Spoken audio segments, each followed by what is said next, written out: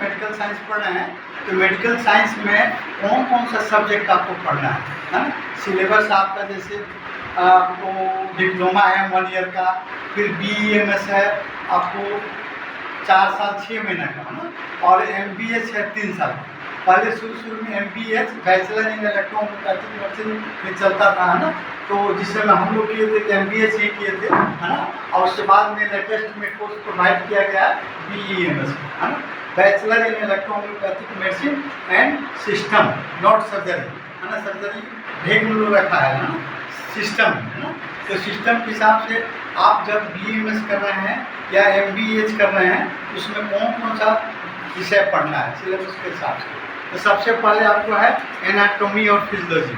Anatomy हमारे शरीर के क्रिया रचना विज्ञान, कैसे हमारे शरीर का निर्माण होता है, और फिर क्रिया विज्ञान है ना, कैसे हमारे शरीर का अंग कार्य करते हैं है ना। और तीसरा नंबर में आपको आता है मटेरियल मेडिकल, जो हर एक आपको चिकित्सा पद्धति का बैकबोन होता है।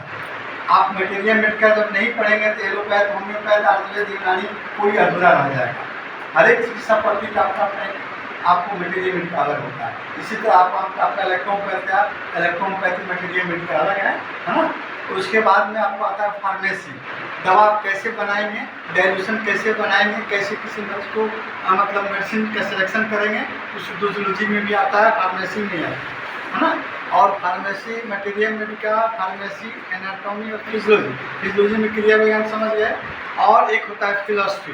तो फिलॉसफी में होता है कि जहाँ पर आप कैसे आपको पद्धति का आविष्कार हुआ, किस रूप में हुआ, कौन आविष्कारता थे, उनको किस परिस्थिति में उस चिकित्सा पद्धति का आविष्कार किया है ना। जैसे माउंट सीजर मैटी जो हमारे गणमान्य और मतलब इस चिकित्सा पद्धति के जनक जो हैं उनको हम नमन करते हैं, और वही ने आपको बताया कि इलेक्ट्रोपैथ का आविष्कार उन्होंने किया है ना, और किस परिस्थिति में किया, इसकी लंबी हिस्ट्री है, आपको किताब में आप उसको स्टडी कीजिए।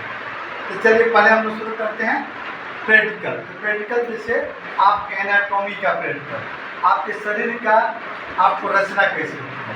तो पहले हम जानेंगे ना आपके शरीर में कितनी हड्डियाँ होती हैं, कितने आपको हाथ में हैंड में कितनी हड्डियाँ होती हैं, लेग में कितनी हड्डियाँ होती हैं, आपके चेस्ट रीजन, आपको थोरेसिक रीजन में कितनी हड्डियाँ होता है, आपके बैक बोन में रीढ़ की हड्डी में कितनी हड्डियाँ होता है। तो हम किसी एक से हम आप आला आ जाइए, यहाँ पर लगा हुआ है यहाँ पर कैमरा, और यहाँ पर हम बता रहे हैं आप इतनी नजर से खड़े हुए कोई आपको बताए कि ये आपका बोन कौन सा बोन है।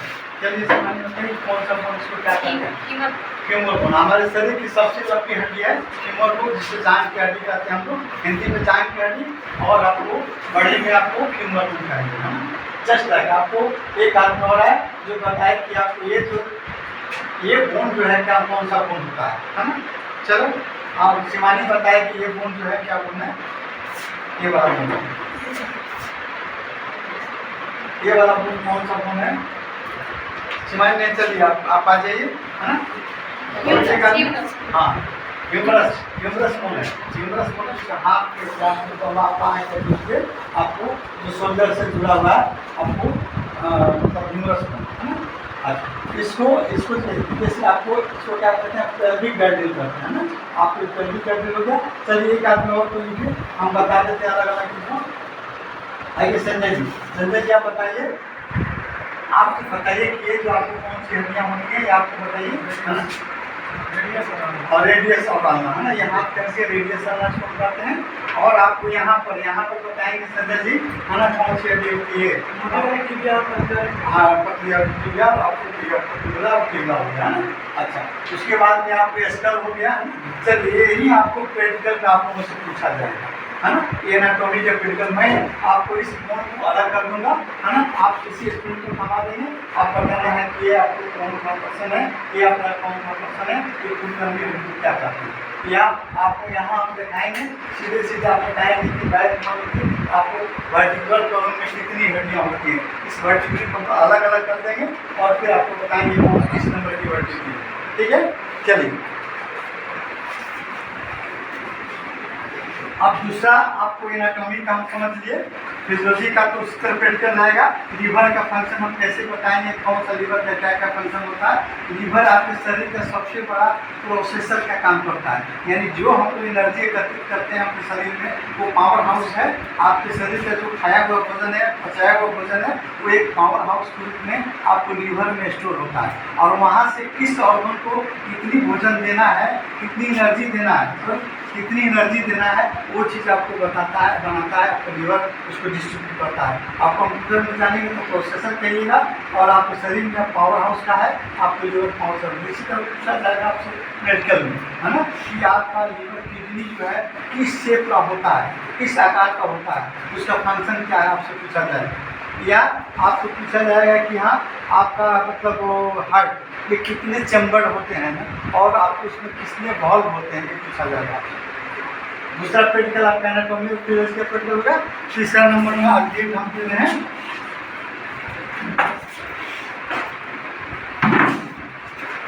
हैं तीसरा नंबर आएगा फार्मेसी का।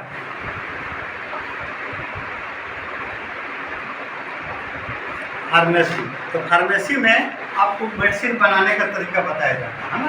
जैसे आप बार बार सुन रहे हैं क्रूड एस्पेरिक एसेंस, है ना, क्रूड एस्पेरिक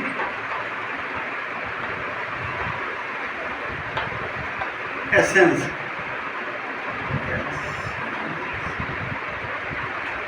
है ना। इसको शॉर्ट में क्रूड एस लिख दिया जाए, क्रूड एस्पेरिक एसेंस आपको हो जाएगा, है ना। तो इसको शॉर्ट में कर देंगे, क्रूड एस्पेरिक एसेंस क्या है ना। उसके बाद D1 आपका क्या होता है, D2 क्या होता है, D3 क्या होता है। यहीं तक कंफ्यूजन आपको सारे इलेक्ट्रोपैथ के डॉक्टर को पूरा इंडिया लेवल पर लोग कंफ्यूज है कि D1 D2 D3 क्या है। फर्स्ट डायरेक्शन सेकंड डायरेक्शन, उसको हम आज क्लियर करते हैं 2 मिनट में। देखिए, आप मानते हैं एलोवेरा, है ना,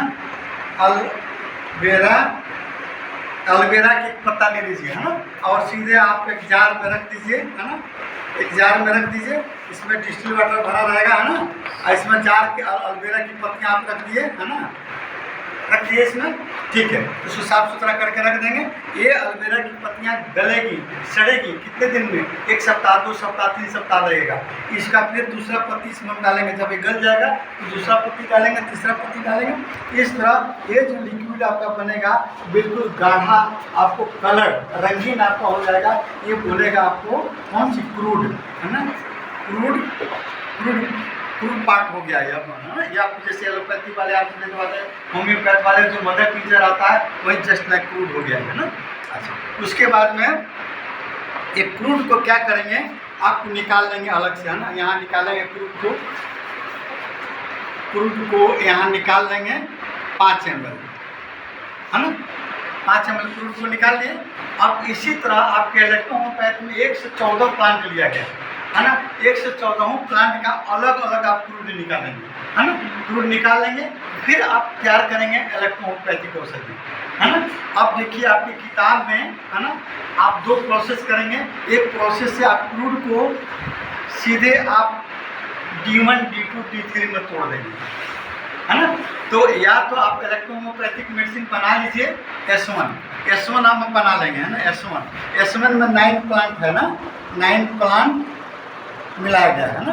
तो 9 इसमें हम 114 का निकालें, तो 9 को इसमें से निकाल देंगे। कौन कौन S1 में मिला हुआ, 9 को मिला देंगे, एक में मिला देंगे। हमारा ये S1 का क्रूड हो जाएगा, S1 का क्रूड हो गया, है ना। अब S1 का क्रूड बन गया। अब इसको क्या करेंगे, एक फार्मूला है 1:9 का रेशियो, है ना। ये 1:9 का रेशियो है। 1:9 के रेशियो में क्या करेंगे, इसका क्रूड का 5 ml, है ना, 5 ml आप ले लीजिए क्रूड, है ना, और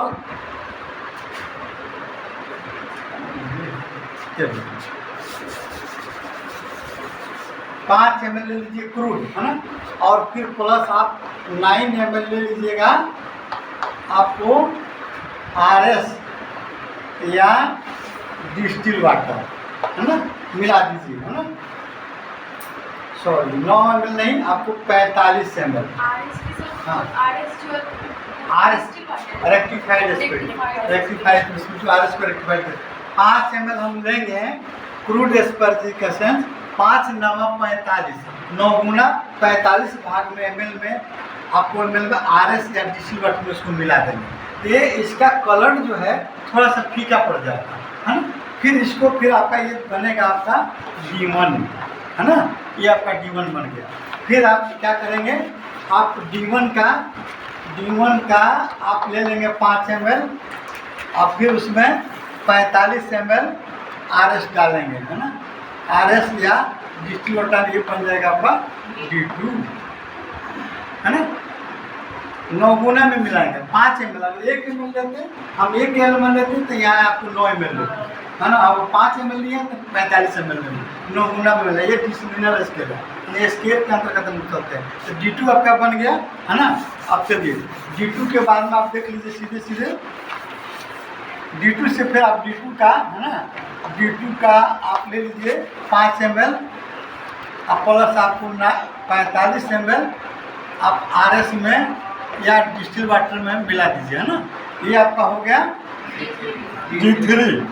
यही D3 का झमेला आपको पूरा इंडिया में फंसा हुआ है। वही आपका D3 अपने से बनाकर अपने यूज़ कर रहा है। सारे कंपनियां D3 आपको प्रोवाइड कराती है, सप्लाई कर रही है। अब D3 से हमारा होम्योपैथिक औषधियाँ बनती है। इसके पहले जो भी प्रोसेस है ये रॉन्ग प्रोसेस है, गलत है। इसका हम D1 D2 D3 का प्रयोग नहीं करना है, क्योंकि इसमें कुछ ऐसे प्लांट मिलाए गए, पॉइजनस प्लांट मिलाए गए हैं जो D1 फॉर्म में, D2 फॉर्म में, चाहे D3 फॉर्म में पॉइजनस हो सकता है, आपको बॉडी को हानि पहुँचा सकता है, घाटा पहुँचा। जैसे कोनियम मेकार्टम आपको उसका जहर जो है उसे शुक्रात को मारा गया था, तो उसमें आपको हर C ग्रुप में हर में मिला हुआ, इसलिए उसको हटा देंगे है ना। उसको जब D3 तक पहुंच जाएंगे तो आपका उसका आपको पॉइजनस क्षमता खत्म हो जाती है, समाप्त हो जाती है। ये आपका हो गया आपका D3। ये D3 जो है इसे कर पाते हैं एस्परजिक एसेंस। ये D3 एस्परजिक एसेंस का इलेक्ट्रोहोमोमीटर का आप कहीं से ले लीजिए। आप इसको हम डाइल्यूशन कैसे करेंगे, डाइल्यूशन आपको डाइल्यूशन हम कैसे बनाएंगे ना, कहाँ से हाथ से बताने सकता है ये जरूरी है। चलिए हाँ देखिए D3 से आप क्या कीजिएगा, आप D3 से क्या कीजिएगा, डाइल्यूशन कैसे बनाइएगा। आप D3 का 5 ml प्लस 45 ml RS या डिस्टिल वाटर है ना मिला देंगे। ये हमारा बन जाएगा कौन, आपको फर्स्ट डाइल्यूशन या D4 बन गया, ठीक है। अब फिर हम D4 का 5 ml प्लस 45 ml RS या डिस्टिल वाटर, ये हमारा बन जाएगा सेकेंड डाइल्यूशन या आपको D5 है ना। इसी तरह फिर आप D5 का 5 ml प्लस 45 ml RS या डिस्टिल वाटर ले लीजिए है ना। ये आपका थर्ड डाइल्यूशन हो गया, या आपका D6 है ना, हो गया। बस D6 तक झमेला। D6 से आप पहले मैटी साहब के समय में यही तीनों डाइल्यूशन से बीमारियां ठीक कर दी जाती थी, 3 4 5 6। हाँ बस, हाँ 4 3 नहीं, फर्स्ट सेकंड थर्ड 4 5 6 हाँ बस इसी से आपको काम चल जाता था। लेकिन आजकल आपको वायु प्रदूषण एयर प्रदूषण या आपको विभिन्न तरह के आपको भोजन करते उसका प्रदूषण, सारे प्रदूषण से हमारा बॉडी का रेजिस्टेंस पावर आपको अधिक हो गया, उसमें ज़्यादा शक्तिशाली दवा की आवश्यकता है। उस परिस्थिति में हम क्या करेंगे, एक और फॉर्मूला है आपको, ये हो गया आपका ये मतलब D1 D2 है ना, इसको हम 10th तक ले जा सकते हैं, 10th डाइल्यूशन तक। इसी को हम 10th डाइल्यूशन तक आपको हम ले जाएंगे है ना, 10th डाइल्यूशन तक। अपने साथ बना सकते हैं। अच्छा, दूसरा नंबर एक और है doctor NL Sinha and sons Kanpur, है ना। Doctor NL Sinha and sons Kanpur जो पहले आपको जनक थे आपको इंडिया में इलेक्ट्रोमोबाइल चलाने वाले, आपको काउंट सिस्टमैटिक के बाद में आपको इंडिया में आपको डॉक्टर मतलब बलदेव प्रसाद सक्सेना और डॉक्टर फादर मुलर और डॉक्टर आपको नंदलाल कुमार सुना, ये 3 आदमी ने आपको मिलकर आपको इंडिया में प्रचार प्रसार किया। अब उन्होंने एक और फॉर्मूला दिया डॉक्टर NL सिन्हा वाला, जो हमें मान्य है, सभी को ये करता है। D3 में आपको इसमें D3 का आपको 5 ml, D3 का एक ml, है ना, आप प्लस 47 ml RS या डिस्टिल वाटर हो गया। D3 का 1 ml और 47 ml। अब देखो वहाँ 9 ml लिए थे तो 45 लिए थे, यहाँ 1 ml ले रहे हैं तो 47 ले रहे हैं, इससे सूक्ष्म हो गया, 47 गुना हो गया और इस सूक्ष्म हो गया। अब फिर आपको ये तुम्हारा बोलेगा ये फर्स्ट डाइल्यूशन, है ना। अच्छा, उसी तरह आपको फर्स्ट डाइल्यूशन का आपको 1 ml लेंगे, आप प्लस 47 ml आप RS लेंगे और डिस्टिल वाटर लेंगे, है ना। ये आपका सेकेंड डाइल्यूशन होगा। इसी तरह थर्ड डाइल्यूशन बनेगा और इसे करते करते 1000 डाइल्यूशन तक आपको NL सिन्हा ने तैयार किया। आपको 1000 तक। अब कुछ लोग जो है इसको 1000 से लगाकर आपको 10,000 आपको विकसित कर दिया, है ना। डॉक्टर अशोक कुमार सिंह आपको मतलब विक्रमगंज बिहार के, डॉक्टर NL सिन्हा सन्स आपको कानपुर, है ना, और एक और डॉक्टर हैं जिसका नाम भूल हैं, वो सभी लोगों ने आपको इंडिया लेवल पर और उसको डाइल्यूशन को मतलब आगे बढ़ा दिया और उसको करके अपने लिए कर दिया, है ना। इसमें आपका डाइल्यूशन चैप्टर यही तक आप देखिए कहाँ देना है। First dilution, second dilution, third dilution, है ना। ये होगा ये पर किस रूप में कैसे देंगे, है ना। जैसे आपको एक्यूट डिजीज और ये हो जाएगा सेकंड में आपको क्रोनिक नहीं, सब एक्यूट, हाँ एक्यूट, और तीसरा में हो जाएगा क्रोनिक। ये 3 डाइल्यूशन जो है उसमें भी 1:9 के रेशियो में भी 1:1 first dilution, second dilution, third dilution उसमें भी है। फर्स्ट डाइल्यूशन क्या आता है, ये फर्स्ट डाइल्यूशन आपका खुलेगा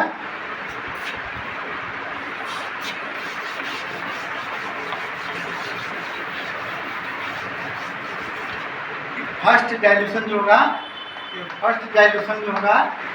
डाइल्यूशन आपका ये हो गया पॉजिटिव, है ना। और इसको इस तरह देखिए, हाँ पॉजिटिव। और सेकेंड डाइल्यूशन आपका हो गया डाइल्यूशन न्यूट्रल हो गया, न्यूट्रल। अब थर्ड डाइल्यूशन आपका हो गया,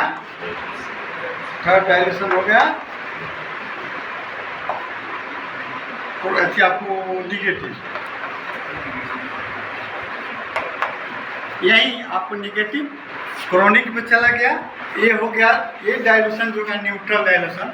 जब आपको नहीं समझ में आएगा कि पॉजिटिव डिजीज और नेगेटिव डिजीज कौन है ना, यहाँ एक सिद्धांत दिया गया है, पॉजिटिव रूप में नेगेटिव मेडिसिन, नेगेटिव रूप में पॉजिटिव मेडिसिन, है ना। इसको बाद वाले क्लास में हम लोग करेंगे, देखेंगे, है ना। बाद में फिर आपको समय मिलेगा तो हम लोग बताएंगे, लेकिन संक्षिप्त में थोड़ा सा हम बता देते हैं पॉजिटिव रोग कौन है और नेगेटिव रोग कौन है। पॉजिटिव मेडिसिन कौन हुआ, नेगेटिव मेडिसिन को सिंपल सी भाषा में आपका बॉडी का टेम्परेचर कितना होता है 98.3, है ना, होता है। अच्छा, उस वो टेम्परेचर आपका बढ़कर और 99 आपको 99 हो गया, 100 हो गया, 100 पॉजिटिव हो गया। आपका पल्स रेट कितना देता है मिनट में 72, अगर वो 100 बार चलने लगे तो पॉजिटिव हो गया, है ना। आपके शरीर से कहीं से ब्लीडिंग हो रहा है, पॉजिटिव रोग हो गया, है ना। आपका ब्रीथिंग पावर ब्रीथिंग पावर, जैसे हम सांस लेते हैं मिनट में 15 से 16 बार, अगर वो आपको 20 बार 25 बार चलने लगे, सांस लेने 10 दिन सांस लेना, पॉजिटिव रोग हो, तो हाँ हम निगेटिव दवा देंगे। निगेटिव रोग क्या है? डिहाइड्रेशन हो गया, आपके शरीर का, आपको शरीर में पानी निकल गया, आपका पल्स रेट गिर गया, 72 से कम आपको पल्स रेट हो गया, हार्ट का चाल आपको 72 बार मिनट में चल रहा है, तो कम हो गया, आपको कम नीचे गिर गया, है ना, ये आपको निगेटिव रोग आ जाएगा। वहाँ पॉजिटिव हम दवा देंगे। तो निगेटिव दवा, पॉजिटिव दवा क्या है? ये जो है तुम्हारा पॉजिटिव दवा होगा, निगेटिव रोग में देंगे। ये आपको निगेटिव हो गया, पॉजिटिव रोग में देंगे। जहाँ नहीं समझ में आता है निगेटिव कौन है पॉजिटिव कौन है, तो हाँ न्यूट्रल दे दो, सीधी सी बात है ना। अब हम लोग आगे देखते हैं कि इस चीज़ को हम हमारे इंस्टीट्यूट में क्या क्या व्यवस्था है, हम आपको घुमा कर दिखाते हैं। देखिए यहाँ सब सिस्टम लगा हुआ है ना, डाइजेस्टिव सिस्टम, आपको स्कर्टन सिस्टम है, या आपको वहाँ पर, यहाँ पर थोड़ा सा हमको दिखा देते हैं हाँ, कहाँ से कौन सा रोग होता है।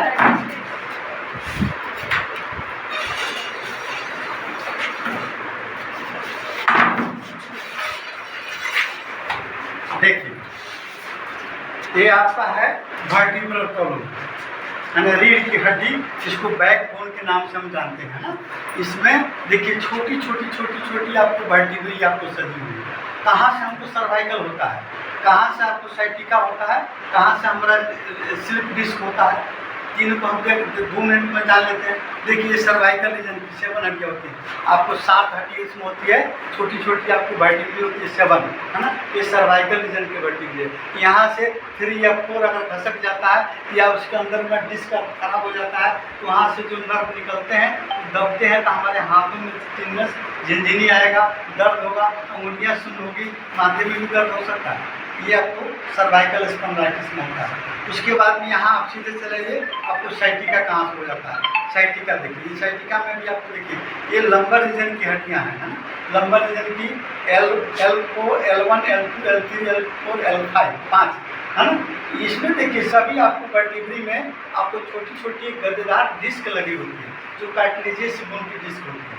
और डिस्क के बगल से देखिए नर्व निकले हुए हैं, आपको स्पाइनल कॉर्ड का नर्व निकला हुआ है ना। ये आपको डिस्क किसी कारण से अगर टूट जाता है या इनलार्ज हो जाता है या चिपक जाता है, हम बार बार झुक के काम करते हैं, तो जब तक झुकते हैं ऐसे, तो आपको डिस्क में आपको गैप बनेगा, तो हो सकता है डिस्क आपको फट जाए, डिस्क टूट जाए। वो डिस्क जब टूटेगा तो फिर आपको नर्व पर दबाव डालेगा, तो सीधे आपका साइटिक नर्व, यहाँ से साइटिक नर्व निकलता है, आपको पैर से होते हुए नीचे आपको पैर पर दोनों तरफ साइटिक नर्व होगा, है ना। तो आज साइटिका उत्पन्न होगा, या यहाँ से अगर होता तो फिर पेन, आपको दर्द जाएगा पैर में, लेकिन सेंसेशन खत्म हो जाएगा, झिनझिनी खत्म होने लगेगी, धीरे धीरे सुन्न होने लगेगा, है ना। तो यहाँ पर उसी जिसका नाम ऑपरेशन L5, L3, L4 का ऑपरेशन करवाते हैं, है ना। ये आपका साइटिका हो गया। या आपको लंबर रीजन में एक चलता है, आपको लम्बैगो होता है, लम्बैगो, इसी लंबर रीजन के जिसकी गड़बड़ी चलते लम्बैगो भी होता है ना। अब यहाँ पर कैसे हम इलेक्ट्रोपैथिक औषधियों का यूज करेंगे? सबसे पहले आपको सर्वाइकल पेन होता है, तो यहाँ सीधे ये आप उनको बताया गया है, आप बताएं आपको ना, ये जो आपका वर्टिब्रल कॉलम जो है ये न्यूट्रल होता है हमारे बॉडी में, है ना, ये न्यूट्रल होता है ना। और ये आपको न्यूट्रल होने के चलते पहले हम W का इस पर कंप्रेस करेंगे, अगर नहीं समझ में आता है W कंप्रेस करेंगे, और उससे भी अगर जानकारी है, एक बेर RE और एक बेर YE है। RE पॉजिटिव इलेक्ट्रिसिटी है, YE नेगेटिव इलेक्ट्रिसिटी है, दोनों का आप लगाइए, न्यूट्रल हो जाएगा। ऐसे W न्यूट्रल है, तो न्यूट्रल लगाए तो लगाए, नहीं तो RE पर लगाइए, YE लगाइए, पॉजिटिव और नेगेटिव दोनों न्यूट्रल हो जाएगा। यहाँ पर भी देखिए कोई अगर सिर्फ इसको आता है आपके पास, या साइटिका वाला कोई आता है, तो सीधे आप क्या कीजिए, यहाँ से आप यहाँ पर सुला दीजिए, है ना, पीठ केवल, और वहाँ पर आप लंबर रीजन में 5 से 10 फुट W का आप गिरा दीजिए, वहाँ उसको लेप कर दीजिए। या फिर क्या कीजिए, वहाँ पर सीधे यहाँ पर RE और YE का अदल बदल कर लेप कर दीजिएगा। साइटिक नर्व करते हैं, विदिन सेकेंडों में आपको 2 दिन लगेगा, कम हो जाएगा। ठीक है, ये हुआ आपका इलेक्ट्रोपैथी से रिलेटेड। हम इसके साथ में इसको हम जोड़े हैं आपको सुजोग थेरापी, है ना। कोई आपको यहाँ पर कोई जो है इंडिया में सुजोग थेरापी से इलेक्ट्रो को नहीं जोड़ा, है ना। मैंने आपको इलेक्ट्रो को फिजियोथेरापी से जुड़ा। तो फिजियोथेरापी क्या है 2 मिनट हम देखेंगे लेकिन नहीं। देखिए फिजियोथेरापी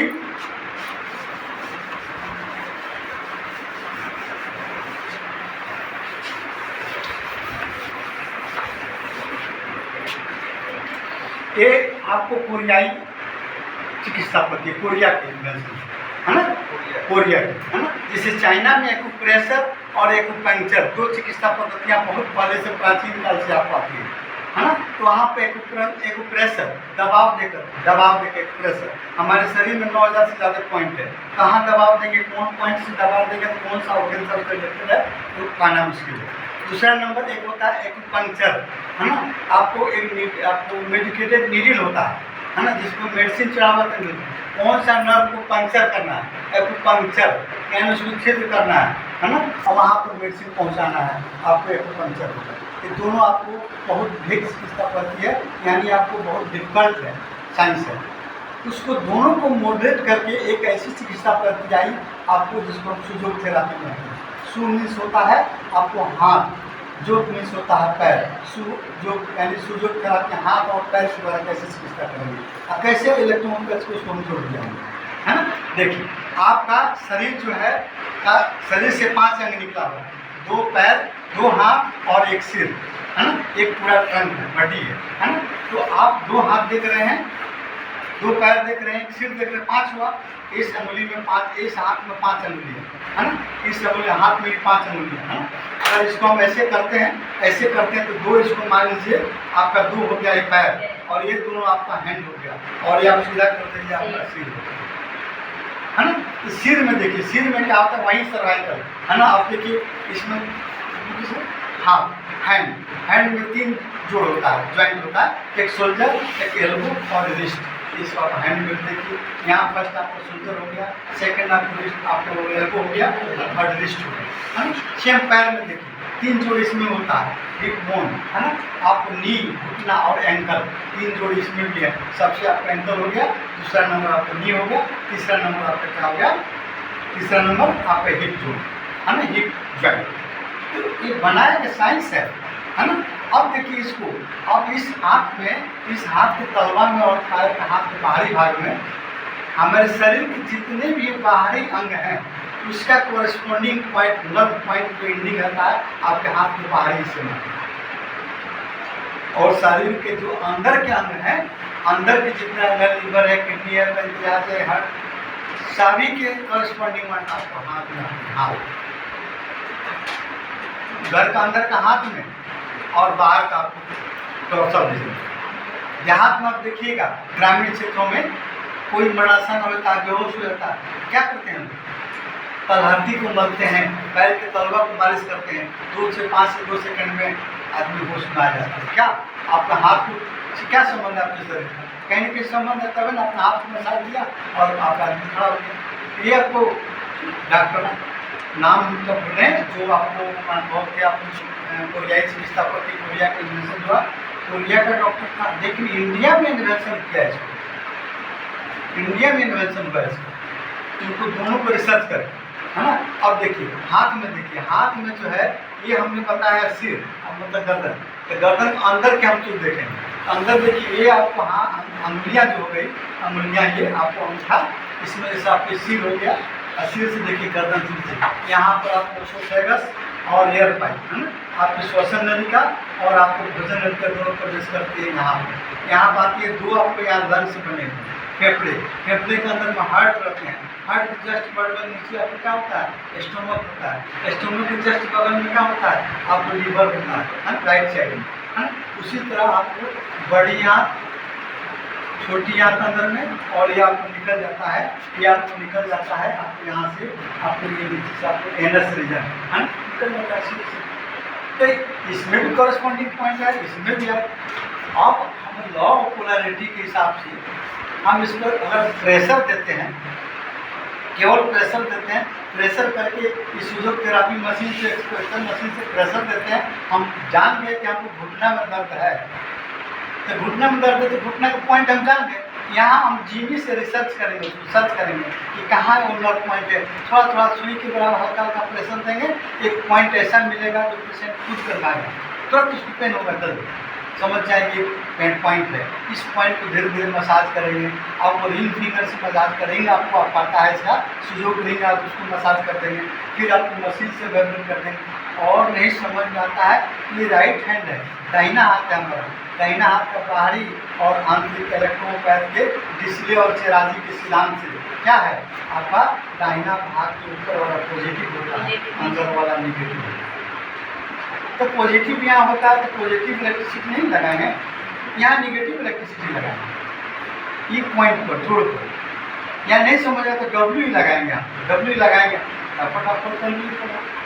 ये फिजियोथेरापी है ना, इससे आप क्लिनिक में बैठकर आप आसानी से किसी चिकित्सा प्रति को ध्यान रखिए। नहीं तो इसको क्या कीजिएगा, फटाफट कोई पेशेंट आपके पास में आता है, तुरंत आप क्या कीजिएगा, वहाँ आप सीधे लॉ ऑफ पोलैरिटी के हिसाब से आप इलेक्ट्रिसिटी एक्सटर्नल लगा दीजिएगा, है ना, एक्सटर्नल लगा दीजिएगा। और उसके बाद में आप पॉइंट ढूंढिएगा, तो इसको आप पिनअप कीजिएगा, उसके बाद इसको मसाज दीजिएगा, आप फिर तुरंत विदिन आपको सेकेंडों में फिर उसको 2 मिनट हो जाएगा, कुछ अंतर जरूर हो जाएगा। उसके बाद मेडिसिन बना के दे दीजिए खाने के लिए। ये हुआ आपका सुजोग थेरापी। अब हम लोग चलते हैं नीचे, देखेंगे प्रैक्टिकल में, प्रैक्टिकल ऑपरेशन क्या क्या कैसे हम मेडिसिन का तैयार करते हैं और कैसे अपना हम चलाते हैं। पहले हम देख लिए यहाँ पर, और आगे चलते हैं, आपको बारी बारी से निकलिए। यहाँ पर जो इलेक्ट्रोपैथ का कुछ प्लांट लगा हुआ है ना, प्लांट जो आपको 114 प्लांट का हम फिगर के साथ में लगाए हैं कैलेंडर में। उसका नाम, उसका लिटरेचर थोड़ा आप 2 लाइन में है, उसको हम लोग देखते चलेंगे, है ना। कैसे आप इलेक्ट्रोपैथ का सिमुलेशन करने वाले अकाउंट जो है कैसे आविष्कार किए, इसके पहले कौन था उसका आविष्कार करने वाला, जिसने सिद्धांत दिया, जो हनीमैन और अकाउंट में उस सिद्धांत को अपनाकर नई चिकित्सा पद्धति का आविष्कार किया। चलिए अब हम आगे चलेंगे।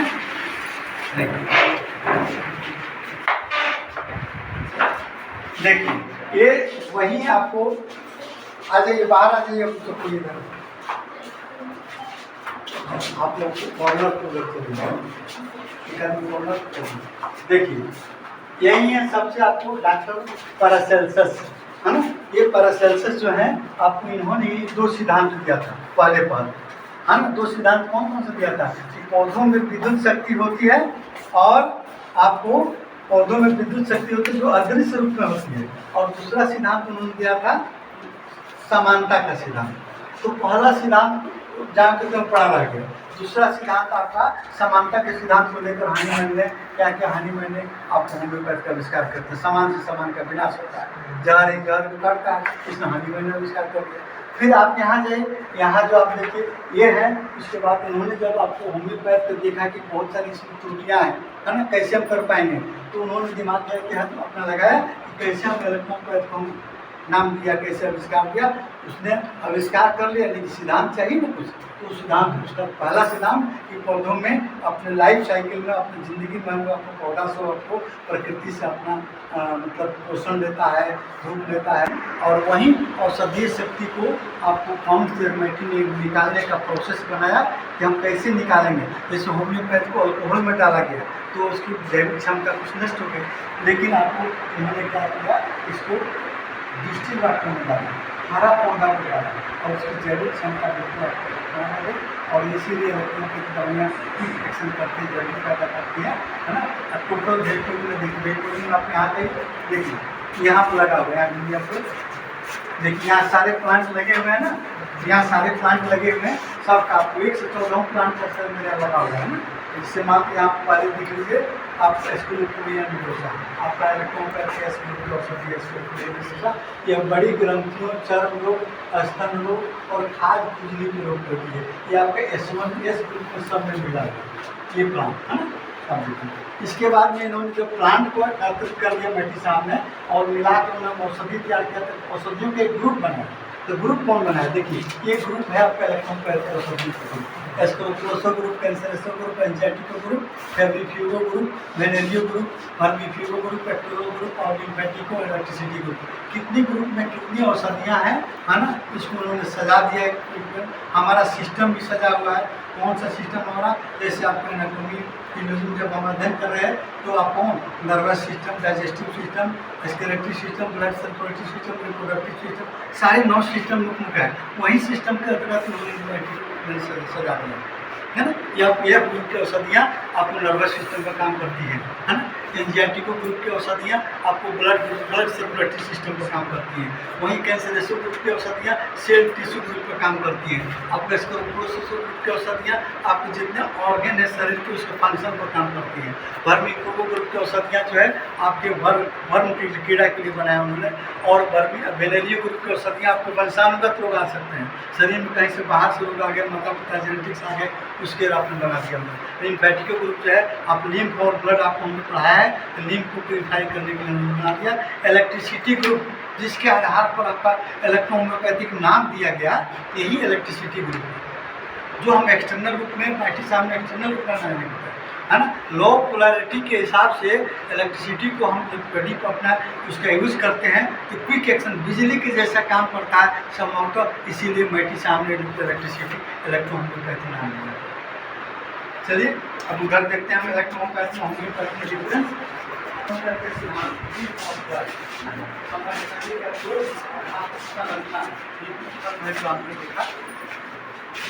ये आपको देखा आपने लिम्फ और blood, the citation of lymph and blood the causes of disease, है ना।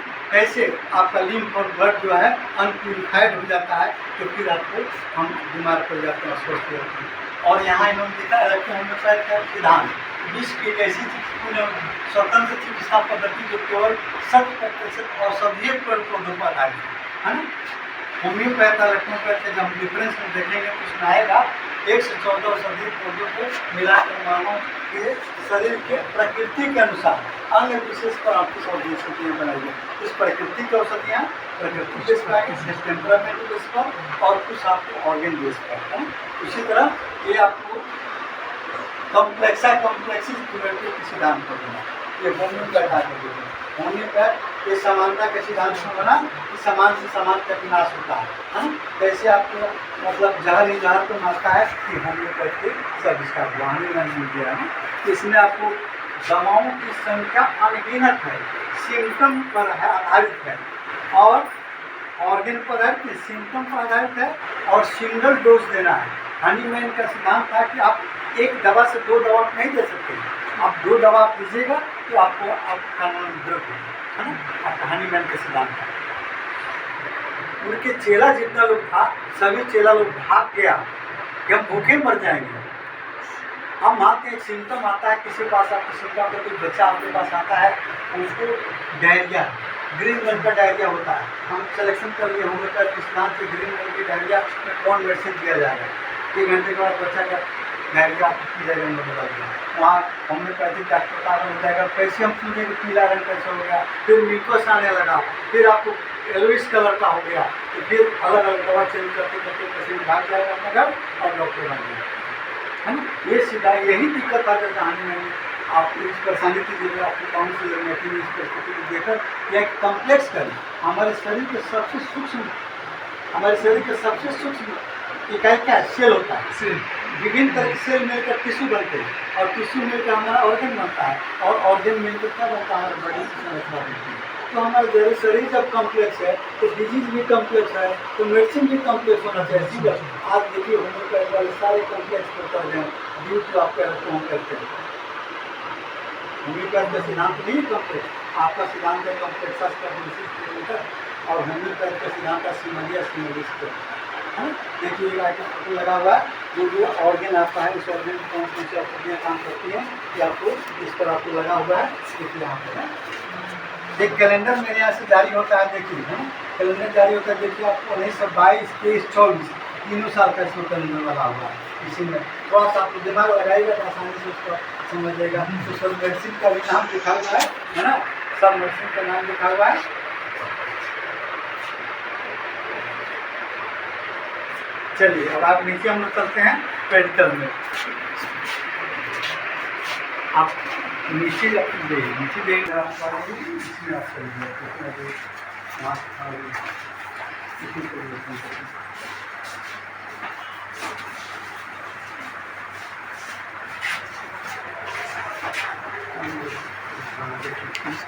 सबसे पहले हम देखेंगे कि हम वहाँ लगाए हैं इलेक्ट्रोहोमियोपैथ पर उसके नीचे इलेक्ट्रोहोमियोपैथ के कर्णधार है ना, क्या लिखेंगे, भारतवर्ष एवं विदेशों में इलेक्ट्रोहोमियोपैथ को पहचान दिलाने वाले महानायक। सबसे दिखाया है डॉक्टर पारासेल्सस को, उसके बाद में डॉक्टर काउंट सीजरमैटी, उसके डॉक्टर फ्यूडर क्रूस, डॉक्टर फादर मुलर, डॉक्टर एन.एल. सिन्हा और डॉक्टर उनके लड़के डॉक्टर वी.डी. सिन्हा और यहाँ डॉक्टर सी.डी. मिश्रा प्रभाकर मिश्र हमारे गुरु जी हैं। अभी 85 ईयर्स के हो चुके हैं। अभी उनका पर डे आपको कम से कम आपको 10,000 का प्रैक्टिस पर डे, 85 ईयर्स का है ना। हाँ, तो इसके बाद में हम लोग देखेंगे, आप लोग इधर से यहाँ से आप लोग खड़ा हो जाइएगा, यहाँ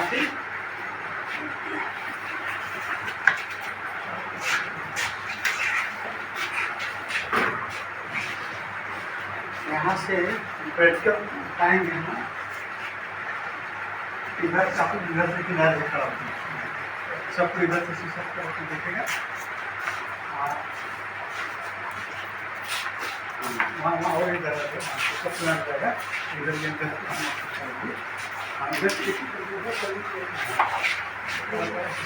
और B3 का जिक्र किया, उसको आप B1 B2 B3 को भुला जाइए, है ना। आप सीधे करेंगे आप B3, है ना।